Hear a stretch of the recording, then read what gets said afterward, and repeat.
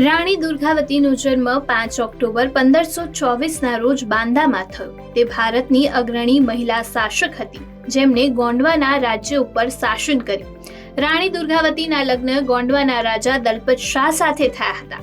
1550માં તેમના પતિના અવસાન પછી રાણી દુર્ગાવતીએ ગોંડવાના રાજ્યનો હવાલો સંભાળ્યો.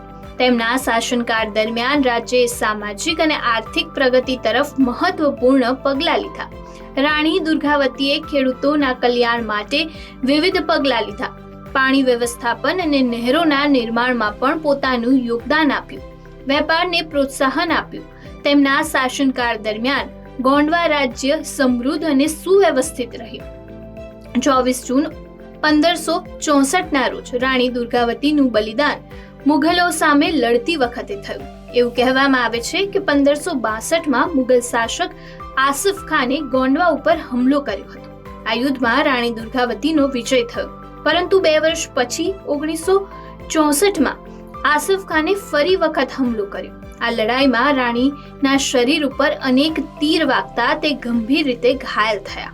જ્યારે રાણીને લાગ્યું કે તે હવે ટકી નહીં શકે, ત્યારે તેમણે પોતાની જાતે જ તેની છાતીમાં તલવાર મારીને આત્મહત્યા કરી.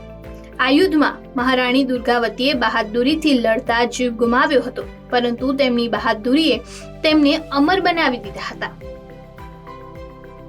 રામનાથ ગોયન્કાનું 5 ઓક્ટોબર 1991ના રોજ મુંબઈમાં અવસાન થયું. તેઓ પ્રખ્યાત ભારતીય પત્રકાર, સંપાદક અને મીડિયાના સ્થાપક હતા. રામનાથ ગોયન્કાનો જન્મ 22 એપ્રિલ 1904ના રોજ દરભંગામાં થયો. તેમણે તેમની કારકિર્દીની શરૂઆત એક નાના પત્રકાર તરીકે કરી. એ પછી તેમણે તેમના પાર્ટનર રાજા મોહન પ્રસાદ સાથે 1932માં ધ ઇન્ડિયન એક્સપ્રેસની શરૂઆત કરી. વર્ષ 2000માં ઇન્ડિયા ટુડે મેગેઝિને ભારતને આકાર આપનાર 100 લોકોની યાદીમાં તેમનો સમાવેશ કરવામાં આવ્યો. પત્રકારત્વમાં શ્રેષ્ઠ મનાતા રામનાથ ગોયન્કા એવોર્ડ્સ રામનાથ ગોયન્કાના નામ પર જ રાખવામાં આવ્યા છે. આ પુરસ્કાર ભારતમાં આપવામાં આવતા પત્રકારત્વના શ્રેષ્ઠ પુરસ્કારોમાંનું એક ગણવામાં આવે છે. તે સમયે કટોકટી દરમિયાન રામનાથ ગોયન્કા એવા કેટલાક ઉદ્યોગપતિઓ અને પત્રકારત્વમાંના એક હતા જેમને ઇન્દિરા ગાંધી સરકારનો સખત વિરોધ કર્યો. રામનાથ ગોયન્કા 1971ની સામાન્ય ચૂંટણીમાં ભારતીય જનસંઘના ઉમેદવાર તરીકે વિદિશા લોકસભા મતવિસ્તારમાંથી લોકસભાના સાંસદ તરીકે ચૂંટાયા હતા. 5 ઓક્ટોબર 1864ના રોજ કલકત્તામાં વિનાશકારી વાવાઝોડું ત્રાટક્યું હતું. આ ચક્રવાતે કોલકાતાના મોટા ભાગને તબાહ કરી દીધો. આ ચક્રવાતમાં ઓછામાં ઓછા 60,000 લોકોના મોત થયા. મોટા ભાગનું મૃત્યુ ડૂબી જવાના કારણે થયું હતું. આ ચક્રવાતના કારણે હુગલી નદી વહેતી થઈ અને તેમના માર્ગની દરેક વસ્તુઓને વહી ગઈ. આ ચક્રવાતમાં પાણીની લહેર 15 ફૂટ ઊંચી હતી. ચક્રવાત પછી શહેરની આસપાસના વિસ્તારો અને કેટલાક બંદરોનું પુનઃનિર્માણ કરવું પડ્યું હતું. કોલકાતામાં 102 કાયમી મકાનોનો નાશ થયો, 563 ખરાબ રીતે નુકસાન થયું હતું અને 40,698 ઝૂંપડાઓ સંપૂર્ણપણે જમીન ઉપર ઘસી ગયા હતા. સ્ટીવ જોબ્સનું 5 ઓક્ટોબર 2011ના રોજ કેલિફોર્નિયામાં અવસાન થયું. સ્ટીવ જોબ્સ એપલ કંપનીના સહસંપાદક અને ભૂતપૂર્વ CEO હતા. તેમને આધુનિક ટેકનોલોજીના ક્ષેત્રમાં ક્રાંતિ લાવનાર અગ્રણીમાંના એક ગણવામાં આવે છે. તેમની દ્રષ્ટિ અને નવીનતા માત્ર કમ્પ્યુટર ઉદ્યોગમાં જ નહીં પરંતુ ડિજિટલ વિશ્વને બદલી નાખ્યું. સ્ટીવ જોબ્સનો જન્મ 24 ફેબ્રુઆરી 1955ના રોજ સાન ફ્રાન્સિસ્કોમાં થયો. 1976માં સ્ટીવ જોબ્સે તેમના મિત્ર સ્ટીવ વોઝનિયાકની અને રોન વેઇનની સાથે એપલ કમ્પ્યુટર્સની સ્થાપના કરી. તેમનો ઉદ્દેશ્ય સરળ અને ઉપયોગમાં લેવાતા પર્સનલ કમ્પ્યુટર્સ બનાવવાનો હતો.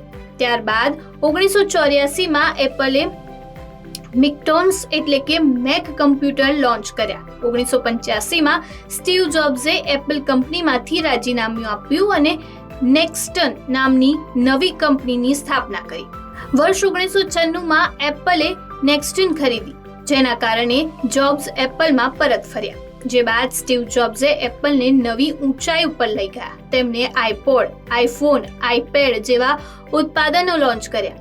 નોકરિયાતો માત્ર ટેકનોલોજી ઉપર ધ્યાન આપવું ન હતું, પરંતુ ઉત્પાદનોને નવી ડિઝાઇન અને વપરાશકર્તાના અનુભવ ઉપર પણ ભાર મૂક્યો હતો. એપલ ઉપરાંત સ્ટીવ જોબ્સે પિક્સેલ એનિમેશન સ્ટુડિયોમાં પણ મુખ્ય ભૂમિકા ભજવી, જ્યારે ટોય સ્ટોરી જેવી ફિલ્મના નિર્માણમાં તેમને મદદ પણ કરી હતી. તેમણે પિક્સારને વિશ્વની સૌથી સફળ એનિમેશન કંપનીમાંની એક બનાવી છે. 5 ઓક્ટોબર 1944ના રોજ ફ્રાન્સમાં મહિલાઓને મત આપવાનો અધિકાર મળ્યો. બીજા વિશ્વયુદ્ધના અંત પછી યુરોપિયન દેશમાં સામાજિક અને રાજકીય પુનઃનિર્માણની પ્રક્રિયા શરૂ થઈ. ફ્રાન્સમાં મહિલાઓના મતાધિકાર માટે લાંબા સમયથી ચળવળ ચાલી રહી હતી. બીજા વિશ્વયુદ્ધ પછી ફ્રાન્સની વચગાળાની સરકારે મહિલાઓને મતદાનનો અધિકાર આપવા અંગે ઘણી ચર્ચાઓ કરી. 21 એપ્રિલ 1944ના રોજ ફ્રાન્સના વચગાળાના પ્રમુખ ચાર્લ્સ ડી ગેલે મહિલાઓને મત આપવાનો અધિકાર આપવાનો આદેશ જારી કર્યો. આ આદેશ 5 ઓક્ટોબર 1944ના રોજ અમલમાં આવ્યો હતો, જે બાદ મહિલાઓને ચૂંટણીમાં મતદાન કરવાનો અધિકાર મળ્યો અને તેઓ રાજકીય જીવનમાં સક્રિય ભૂમિકા ભજવવા લાગ્યા. આ અધિકાર સાથે જ સ્ત્રીઓને ફ્રાન્સના રાજકીય અને સામાજિક જીવનમાં મહત્વપૂર્ણ સહભાગી થવાની ભૂમિકા પણ મળી. તે વિવિધ ચૂંટણીમાં ઉમેદવાર બની અને અનેક પદ ઉપર ચૂંટણી જીતી અને રાજકારણમાં પોતાનું સ્થાન સ્થાપિત કર્યું હતું. આંતરરાષ્ટ્રીય શિક્ષક દિવસ 5 ઓક્ટોબરના રોજ ઉજવવામાં આવે છે. આ દિવસ દર વર્ષે વિશ્વભરમાં શિક્ષકોના યોગદાનને સન્માનિત કરવા માટે અને તેમની મહત્વપૂર્ણ ભૂમિકાને ઓળખવા માટે ઉજવવામાં આવે છે. આંતરરાષ્ટ્રીય શિક્ષણ દિવસની સ્થાપના 1994માં કરવામાં આવી. આ દિવસની ઉજવણી સંયુક્ત રાષ્ટ્ર શૈક્ષણિક, વૈજ્ઞાનિક અને સાંસ્કૃતિક સંસ્થા એટલે યુનેસ્કો દ્વારા કરવામાં આવી, જેનો ઉદ્દેશ્ય શિક્ષકોના વ્યવસાયના ગૌરવ અને તેમની સામાજિક ભૂમિકાને પ્રોત્સાહન આપવાનો છે.